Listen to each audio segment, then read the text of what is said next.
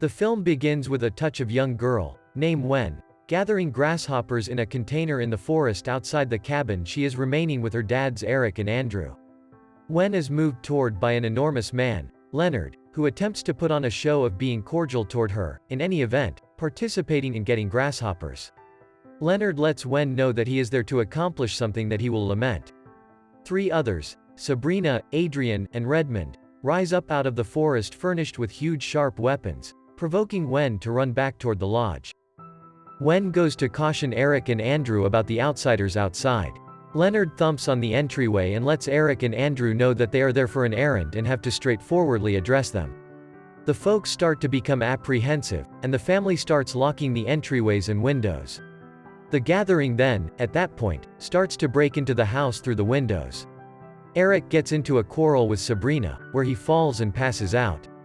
Andrew battles and beats Redmond hard. The four wind up quelling the family, however Sabrina watches out for Eric's injury. A brief flashback shows Eric and Andrew meeting Andrew's parents, and the silence indicates that the two are not comfortable with their son's sexuality, unlike Eric's mother. While Andrew is disappointed since they left after 45 minutes, despite a 7-hour drive, Eric promises they will always be together. Eric and Andrew are restricted, and the gathering puts on kids' shows to comfort Wen. Eric is concussed and whines about aversion to light and an absence of vision, which Sabrina attempts to assist with. When everything is settled, the gathering starts to present themselves and their experiences. Leonard is a children b-ball mentor, Sabrina is a medical caretaker, Adrian is a line cook, and Redmond works in sterilization. Leonard makes sense of his and the gathering's presence. Them four have been seeing dreams of whole world destroying occasions, and the family has been decided to convey a penance to guarantee mankind's endurance. In the event that the family neglects to decide, the horrendous occasions will wind up materializing. They are likewise informed that they can't end it all to save their friends and family. Eric and Andrew are inflexible about not having any desire to forfeit anybody. The gathering then, at that point, says that humankind is being judged. As the sun glistens off a mirror toward Eric, Sabrina steps in front for him, however he seems to see something in the reflection. Redmond ventures forward and puts a white veil over his head before Sabrina and Adrian stick their weapons in his mind before Leonard executes him. Another flashback shows Eric and Andrew when they first adopted Wen. She was born with a cleft palate but had surgery to fix it. Back in the present, Leonard turns on the TV to show the family about the events that have transpired thus far. There have been powerful earthquakes and tsunamis occurring in some parts of the world, leading to many fatalities. Andrew believes that they are being targeted for being a gay couple, as he recognizes Redmond as the man who assaulted him at a bar once, but the group insists that they are not there for that reason. Wen attempts to escape through the basement, but Leonard catches up to her and brings her back to the house. The following morning, Adrian prepares breakfast for Wen. At the point when it comes time for the family to pick once more, Adrian moves forward to argue her case. She lets them know that she has a child named Charlie, and in her dreams, she has more than once seen his demise and can't quit hearing his shouts. She asks the folks to ponder that in their choice, however Andrew actually tells them no. Leonard and Sabrina beat and behead Adrian. They then, at that point, put on the news, which is providing details regarding the spread of a destructive infection that influences youngsters.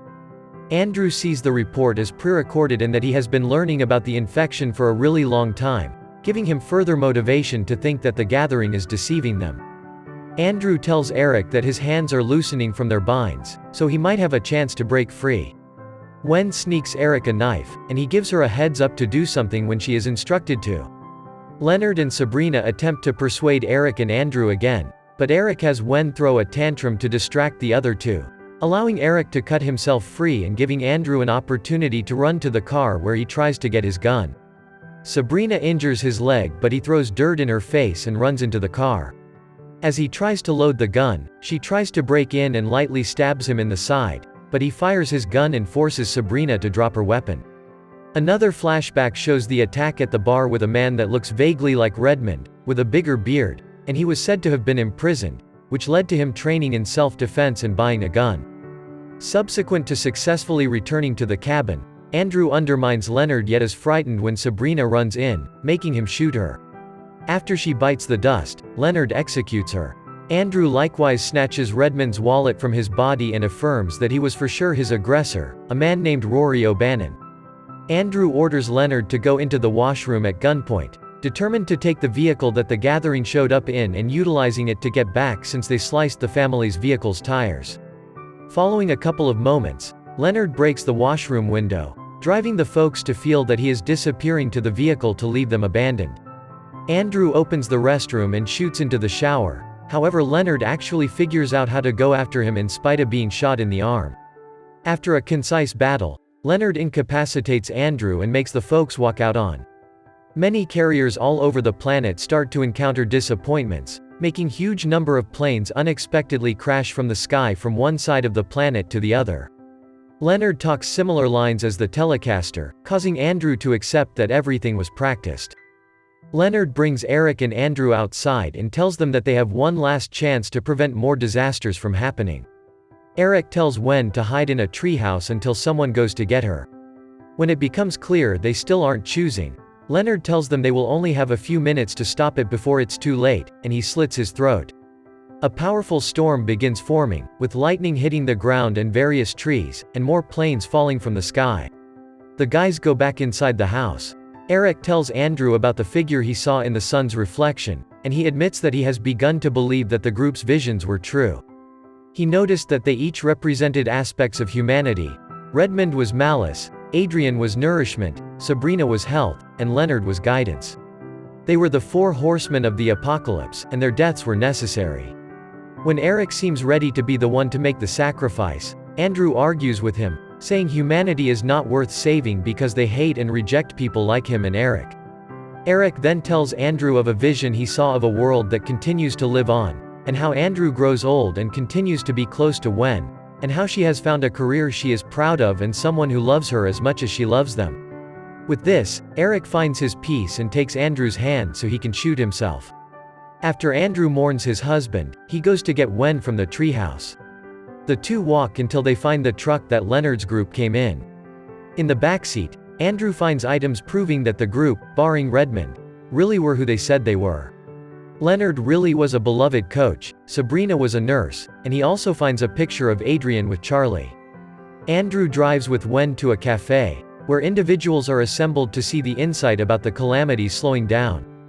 Planes have landed securely and the loss of life from the infection has dialed back. Andrew and Wen later leave together toward a questionable future.